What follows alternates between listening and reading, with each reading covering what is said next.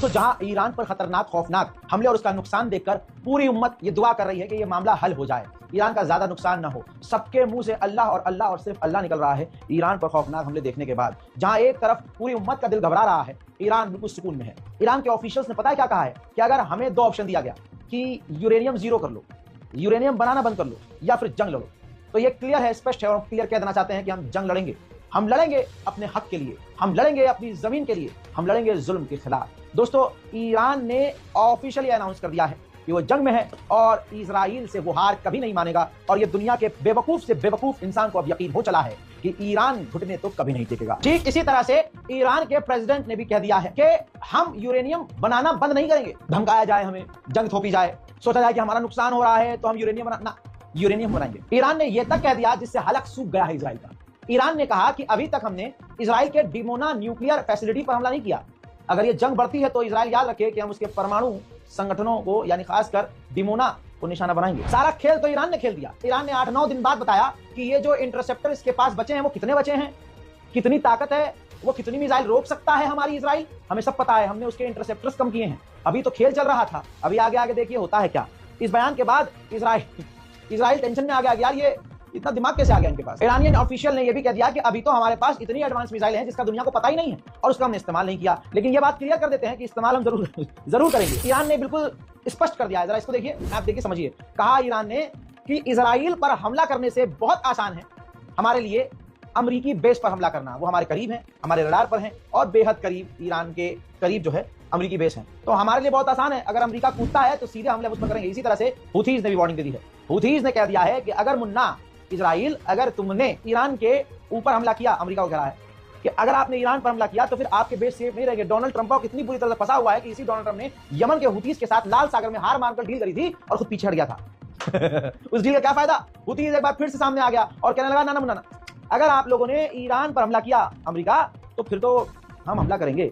إن المعركة مع العدو الإسرائيلي المعتدي على إيران مع ما يرتكبه قبل ذلك من إجرام ضد الشعب الفلسطيني وإبادة جماعية واعتداءات مستمرة على الشعبين اللبناني والسوري والعدوان على اليمن، ثم اتجه لعدوان شامل ضد الجمهورية الإسلامية في إيران تحت عنوان تغيير وجه الشرق الأوسط، وأن العدو الإسرائيلي يسعى إلى السيطرة التامة على المنطقة وتنفيذ المخطط الصهيوني بدعم أمريكي مفتوح وشراكة أمريكية، ويحاول إزاحة الجمهورية। Putin के दोस्त पूर्व राष्ट्रपति जो रूस के हैं, दिमित्री, देखिए उन्होंने क्या कहा है। उन्होंने कहा कि एक दिन ऐसा आएगा कि नेतन्याहू तो चला जाएगा लेकिन ईरान बाकी रहेगा। सवाल यह है कि क्या यह सही है कि ईरान के पास न्यूक्लियर नहीं है लेकिन इजराइल के पास न्यूक्लियर है? यह गलत है और ईरान के साथ व्यवहार गलत किया जा रहा है, दोगली पॉलिसी खेली जा रही है। हजारों की तादाद में मोसाद के एजेंट्स को ईरान ने गिरफ्तार किया, जिसमें ईरानी है, अफगानी है और तुर्किश है। अब एक का कन्फेशन भी लाइव कर दिया है, पब्लिक डोमेन में ईरान ने डाल दिया है, जिसमें वो मान रहा है कि हाँ, हमें मोसाद ने हायर किया। از طریق مرز نیمروز وارد ایران شدم. اینجا در ایران به اسم یک کارگر ساده کار میکردم. بعد از که به اسم حشرین بود از مزار شریف باهاش آشنا شدم. اونم شغل شغل کارگری بود. सऊदी अरब भी सामने से ऊपर से ईरान के समर्थन में बयान दे रहा है। कहा है कि इजराइल इंटरनेशनल लॉ का उल्लंघन कर रहा है, इजराइल ईरान पे हमला करके इलाके को खतरे में डाल रहा है और हम पूरी तरह से इजराइल की निंदा करते हैं। सऊदी अरब ने 2 साल से सिर्फ इजराइल की गाजा और फिलिस्तीन के मामले में निंदा करी है और कुछ नहीं किया। यही सऊदी अरब है जिसके यहाँ अमेरिका का बेस है और अमेरिका के तमाम एडवांस फाइटर जेट, यहाँ तक कि परमाणु बॉम्बर वहां तैनात है। तो बड़ा दोगला लगता है मुझे सऊदी अरब के सामने से ये कह रहा है और पीछे से इजराइल के साथ। बड़ा अजीब लगता है अरब देशों का ये दोगलापन मुझे कि इजराइल की आलोचना भी कर रहे हैं और अब्राहम अकॉर्ड में शामिल भी हैं। भले ही सऊदी अरब शामिल नहीं है लेकिन सऊदी अरब की गहरी दोस्ती इजराइल के साथ है। मोहम्मद बिन सलमान डोनाल्ड ट्रंप का बेस्ट फ्रेंड है। हम गलतफहमी में थे कि हमारा वाला जो है नमस्ते डोनाल्ड ट्रंप करके अपना बेस्ट फ्रेंड ट्रंप को बना चुका है, लेकिन नहीं, ट्रंप भी धोखेबाज है और बिन सलमान भी धोखेबाज है। अरब और मुसलमानों से, बात एक ही, अरब हो या मुसलमान, नफरत इजराइलियों को इन अरब से इतनी है कि चैनल 13 पर एक अरब का बंदा काम कर रहा था, एंकर था, अरब का एंकर, जो कि फिलिस्तीन से तो नहीं कह सकते लेकिन वो किसी अरब देश का होगा। चैनल 13 का वो एंकर था। इजराइल के जहां हमला हुआ है वहां वो जाकर रिपोर्टिंग कर रहा था, काम कर रहा था। तो वहां आके इजराइलियों ने सोचा कि अरे ये तो अरबी है, ये तो फिलिस्तीनी है, ये मुसलमान, ये तो पता नहीं, ये कैसे, ये शायद अरब का चैनल, जबकि वो इजराइल का ही चैनल था, चैनल 13। और उसको लाइव परेशान किया गया और एक बार फिर से दुनिया ने देखा कि भाई धर्म की आड़ में दुनिया में दूसरे नंबर पर अगर सबसे ज्यादा कोई किसी को परेशान करता है तो वो इजराइल है। पहले नंबर पर आज भी हिंदू समाज है जो मुसलमानों को निशाने पर लेता है। בוקר כטב"ם בבניין בית מגורים, עלי מוגרבי נמצא מחוץ לבית. נזכיר, האישה שגרה בבית כבר לא הייתה בו, ואתה איתך שם, אני רואה עוד אנשים, אנחנו איתך עלי. לא, מפריעים לנו. למה אתה עושה את זה? למה אתה עושה את זה? मोसाद के एजेंट्स को गिरफ्तार करने के बाद सुनवाई के दौरान कोर्ट के अंदर जो कोर्ट चल रही थी, उनके जजों ने कह दिया है कि हमारे पास 4-6 महीने का, 2-4 हफ्ते का टाइम नहीं है, हम जंग में हैं, हमने जिन जिन को गिरफ्तार किया है, जो सामने पेश हुए हैं, उन मोसाद के एजेंट्स को हम तुरंत सजा देंगे. یه فکر ویژه با مادری که دیشب دستگیر شده، یه فکر ویژه هم هست که دیشب دستگیر شده. اینا مورد کارشون هم ارتباطاتی هست که لوکیشن ها و موضوعاتی از اینجا فرستادن، پولایی هم صورت از بیشتر دریافت کردن. من با آموزش دیده هستم، خیلی موضوعاتشون سفت و سخته. چند نفر دستگیری دارید؟ در مجموع این 3 تا کیس 4 نفر. کیس 2 نفره بود، کیس تک. چند سال ایشون تو ایرانه حدودا؟ از سال 89 اومده یک مرتبه خارج شده و نحوی उधर में दोस्तों ईरान ने एकदम इजराइल का जो है सारा प्लान ही चौपट कर दिया. ये देखिए ईरान ने बुशहर के इलाके में माइक्रो ड्रोन, मूसाद के जो अड्डे हैं वहां से, मूसाद के अड्डों से माइक्रो ड्रोन जब्त किए हैं. इजराइल इनका जासूसी के लिए, हमला करने के लिए इस्तेमाल करने वाला था. उधर भारत का झंडा पूरी दुनिया में लहरा रहा है. ईरान ने अपनी दोस्ती का परचम बुलंद रखा है.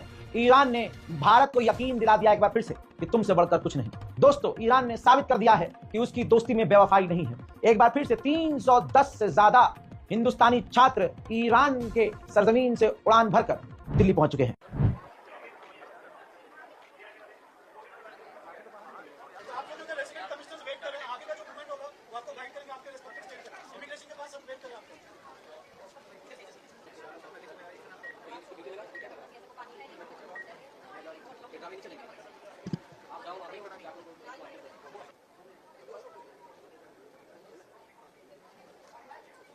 वहाँ से आने में तो यानी फ्लाइट्स वगैरह तो सब बंद है और इंडियन गवर्नमेंट ने सपोर्ट की है इसमें. यही फ्लाइट शुरू हुई, यानी एक कल आई थी और एक आ जाइए.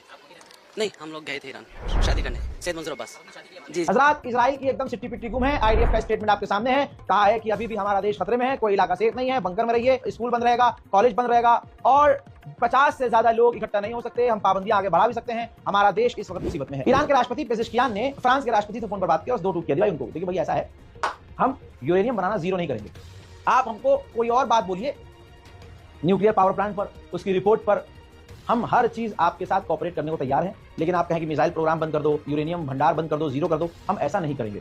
अब ऐसे दौर में दोस्तों सवाल ये सभी सोच रहे हैं कि भाई ईरान से इजराइल को क्या प्रॉब्लम है, या यूं कह ले कि इजराइल को ईरान से, दोनों को क्या प्रॉब्लम है. अब इस बात को अगर मैं बताऊं तो बात अलग होगी, लेकिन कितना अच्छा होगा कि अगर आज हम ईरान के प्रवक्ता से, जो इस वक्त जो है ईरान के अंदर मौजूद हैं, उनसे ही पूछ लिया जाए. शायद उनका समझाया हुआ उम्मत को समझ में आए. इस वक्त शिया सुन्नी जो कर रहा है वो इजराइल से भी खतरनाक है. लिहाजा आइए हमारे सहयोगी ईरान के इस वक्त जो प्रवक्ता के तौर पर सामने आ रहे हैं और हालात पर पैनी नजर है, खुद वो ईरान में बैठे हुए हैं, मौलाना जमीर अब्बास जाफरी काफी एक्टिव हैं. हर मुद्दे पर इनको नॉलेज है, फैक्ट पर बात करते हैं और इस वक्त हिंदुस्तान के तमाम चैनलों पर वो नजर आ रहे हैं. हजरात इनसे कनेक्ट होते हैं. पहला सवाल आगा से मेरा ये है कि जनाब आप ये बताइए, पूरे इस वक्त हमारे देखने वालों को, पूरी दुनिया को बताइए कि मसला क्या है ईरान को इजराइल से और इजराइल को ईरान से. आवाज आ रही है? ईरान और इजराइल का जो प्रॉब्लम है वो रियल प्रॉब्लम ईरान और इजराइल का नहीं है, बल्कि दो फिक्र का, दो आइडियोलॉजी का प्रॉब्लम है. इजराइल खुद बजाते खुद इतनी उसमें ना कुव्वत है ना ताकत है कि वो ईरान से लड़ सके. इजराइल एक्चुअली अमेरिका का एक्सटेंशन है. इजराइल एक प्रॉक्सी मुल्क है जिसकी पूरी फंडिंग एड पर होती है, अमेरिका उसको चलाता है. इजराइल के पास जो वेपन्स है वो अमेरिका देता है. इजराइल को मिडिल ईस्ट के अंदर रखा गया है ताकि इजराइल के जरिए से अमेरिका पूरे मिडिल ईस्ट को कंट्रोल कर सके. तो यहां पर प्रॉब्लम इस बात का है कि हम मुसलमान के तौर पर ये सवाल करते हैं कि जहां मुसलमान रहते हैं, मुस्लिम्स के पास ऑयल है, नेचुरल रिसोर्सेज हैं, गैस है, वहां पर क्यों अमेरिकन इंटरफियरेंस है. तो असल जंग अमेरिका और जो इंपीरियलिस्ट पावर्स हैं उनके और ईरान के दरमियान है. ये चाहते हैं, अमेरिकन चाहते हैं कि पूरी दुनिया इनके गुलाम बनकर रहे और पूरी दुनिया में इनका हुक्म चले और पूरी दुनिया के रिसोर्सेज को ये रन करें. मिसाल के तौर पर ट्रंप से बहुत पहले पूछा गया कि सीरिया में आप क्यों हैं, उन्होंने खुल के कहा कि भाई हम लोग ऑयल के लिए हैं. इराक में क्या चाहते हैं, सऊदी में क्या चाहते हैं, ये पूरे मिडिल ईस्ट में इसलिए बिकॉज इनको यहाँ के रिसोर्सेज को यूटिलाइज करना है. इनके मुकाबले में ईरान एक फिक्र देता है जिस फिक्र के अंदर इंडिपेंडेंस है. उस फिक्र के अंदर यह है कि नहीं, हमारे रिसोर्सेज हम यूज करेंगे, हमारे अंदर इंडिपेंडेंस होना चाहिए, इस्तेकलाल होना चाहिए और एक ऐसा मुल्क है जो इनके तमाम हेजेमोनिक पावर के मुकाबले में खड़ा होना सिखाता है. बस ईरान की मुश्किल ये है. दूसरी मुश्किल ईरान के साथ ये है कि ईरान पैलेस्टाइन की आजादी को सपोर्ट करता है और फलस्तीन जो है वहां की आवाम को खुल के सपोर्ट करता है. या सिंबाद जो इनके पहले शहीद हुए, इनके जो कमांडर थे, या इनके पहले शेख इब्राहिम यासीन थे, या शेख यासीन थे, या दीगर इनके बड़े बड़े टॉप लीडर्स हैं, वो सब कहते हैं कि हमें बिल्कुल पूरी तरीके से अगर कोई कंट्री सपोर्ट करती है तो ईरान है.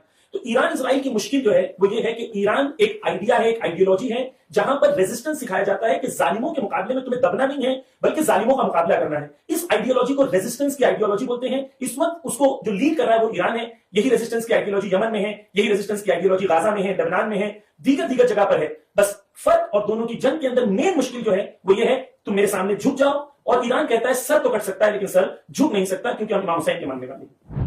जी बहुत बहुत शुक्रिया. देखिए हमें तो क्लियर हो गया, लेकिन उम्मीद है कि लोगों को क्लियर हुआ होगा. बहुत क्लियर करके समझा दिया है आगा ने और हम इनसे जो है आवाज़ अगर आप तक पहुंच रही है आवाज़, तो हम एक काम करेंगे, हम आने वाले और अपडेट्स में इसी तरह से आगे से सवाल करते रहेंगे और आप लोगों के भी सवाल इंशाल्लाह लेते रहेंगे। आप कमेंट में सवाल कर सकते हैं ताकि हम डायरेक्ट जो है आगे से सवाल कर सकें। दोस्तों अब बढ़ते हैं आगे की तरफ। जरा सोच के देखिए आप लोग, सारे अरब देशों ने इजराइल की निंदा करी है, लेकिन कल तक जो मुसलमान, हिंदुस्तान में बहुत मुसलमानों को पर्सनली मैं भी जानता हूं, जो जोलानी का पेशाब पीने को तैयार थे, मोहतरम हजरात, इस जोलानी की सरकार ने इजराइल की अभी तक निंदा नहीं की और इजराइल के साथ खड़ा है और ईरान के समर्थन में कुछ बोला भी नहीं।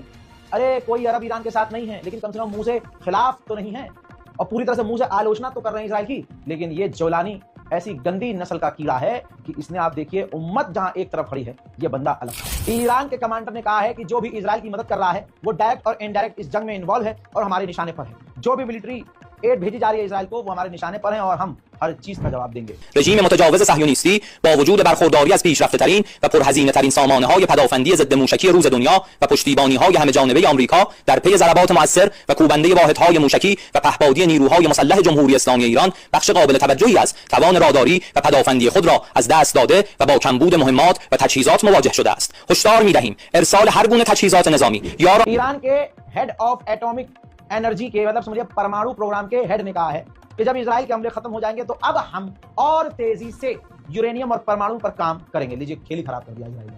मतलब अब ईरान के पास पूरा मौका है कि वो परमाणु बना सकता है। फिलहाल के इस अपडेट में इतना ही। इस रिपोर्ट को शेयर कीजिए, दुआओं में याद रखिए। जय हिंद।